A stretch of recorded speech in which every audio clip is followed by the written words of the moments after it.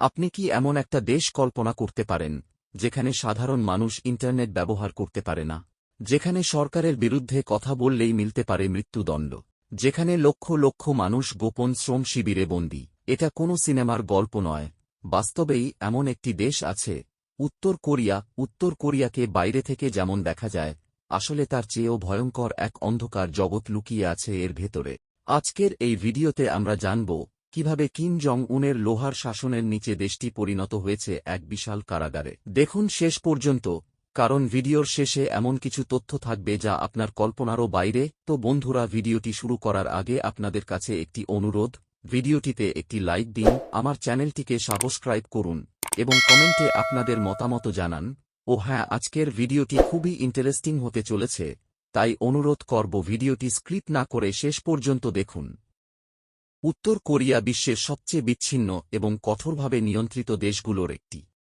দেশটির নেতৃত্ব কিম পরিবারের হাতে কেন্দ্রীভূত এবং সেখানে নাগরিকদের স্বাধীনতা চরমভাবে সীমিত। নিচে উত্তর কোরিয়ার কিছু প্রধান নেতিবাচক দিক আলোচনা করা হল। উত্তর কোরিয়া একটি একদলীয় রাষ্ট্র, যেখানে কিম জং উনের নেতৃত্বে কিম পরিবারের শাসন অব্যাহত রয়েছে। সরকার বিরোধী মতামত কঠোরভাবে দমন করা হয়। যে কোনো ধরনের সরকার বিরোধী কর্মকাণ্ডের জন্য মৃত্যুদণ্ড, শ্রম শিবিরে প্রেরণ বা নিখোঁজ হওয়ার শাস্তি দেওয়া হয়। উত্তর কোরিয়ার মানবাধিকার পরিস্থিতি অত্যন্ত নাজুক। সরকার বিরোধীদের নির্যাতন করা হয় এবং কারাগারে অমানবিক পরিস্থিতির শিকার হতে হয়। গোপন ক্যাম্প, গুলাগ ধরনের শ্রম শিবিরে, যেমন কায়েচন এবং ইউডোক ক্যাম্প, হাজার হাজার মানুষকে আটকে রাখা হয়। নাগরিকরা মুক্তভাবে চলাফেরা করতে পারে না, বিদেশ ভ্রমণের অনুমতি নেই এবং মতপ্রকাশের স্বাধীনতা সম্পূর্ণ অনুপস্থিত। উত্তর কোরিয়ার জনগণকে কেবলমাত্র সরকারের অনুমোদিত তথ্যই দেখতে এবং শুনতে দেওয়া হয়। ইন্টারনেট সাধারণ নাগরিকদের জন্য প্রায় নিষিদ্ধ। রেডিও, টেলিভিশন এবং সংবাদপত্র সবই সরকার নিয়ন্ত্রিত, যেখানে কিম পরিবারের প্রশংসা ছাড়া কিছুই প্রচার করা হয় না।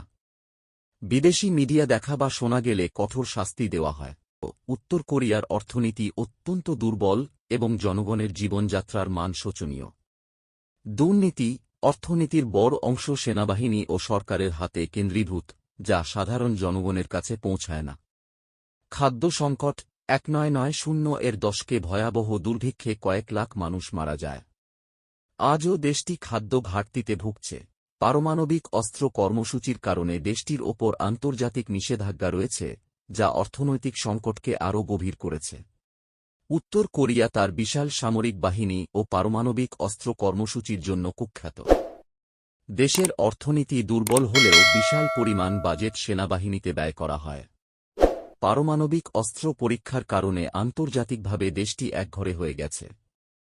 সেনাবাহিনীর শক্তিকে ব্যবহার করে সরকার জনগণের ওপর ভীতি সৃষ্টি করে শাসন চালায়। উত্তর কোরিয়া বিশ্বের বেশিরভাগ দেশের সঙ্গে কূটনৈতিক সম্পর্ক রাখে না। শুধুমাত্র চীন ও রাশিয়ার মতো কয়েকটি দেশের সঙ্গে কিছুটা সম্পর্ক রয়েছে। যুক্তরাষ্ট্র, দক্ষিণ কোরিয়া ও অন্যান্য পশ্চিমা দেশগুলোর সঙ্গে এর সম্পর্ক শত্রুতাপূর্ণ। নিষেধাজ্ঞার কারণে দেশটি আন্তর্জাতিক বাণিজ্যে প্রায় বিচ্ছিন্ন। উত্তর কোরিয়ার সাধারণ মানুষের জীবনযাত্রা অত্যন্ত কষ্টকর। খাদ্য, পানি ও বিদ্যুতের স্বল্পতা প্রকট। চিকিৎসা ব্যবস্থা অত্যন্ত দুর্বল এবং ওষুধের অভাব রয়েছে। উচ্চশ্রেণীর কিছু মানুষের জীবনযাত্রা উন্নত হলেও সাধারণ মানুষ অপুষ্টি ও দারিদ্র্যের শিকার। উত্তর কোরিয়া একনায়কতন্ত্র, মানবাধিকার লঙ্ঘন, অর্থনৈতিক সংকট এবং সেনাবাহিনীর আধিপত্যের কারণে বিশ্বের সবচেয়ে কঠোর শাসিত ও বিচ্ছিন্ন দেশগুলোর একটি। কিম পরিবারের দমনমূলক নীতির কারণে সাধারণ জনগণ চরম দুর্ভোগের মধ্যে রয়েছে এবং সামরিক শক্তির ওপর অতিরিক্ত গুরুত্ব দেওয়ার ফলে দেশটির উন্নতির সম্ভাবনা সীমিত হয়ে পড়েছে।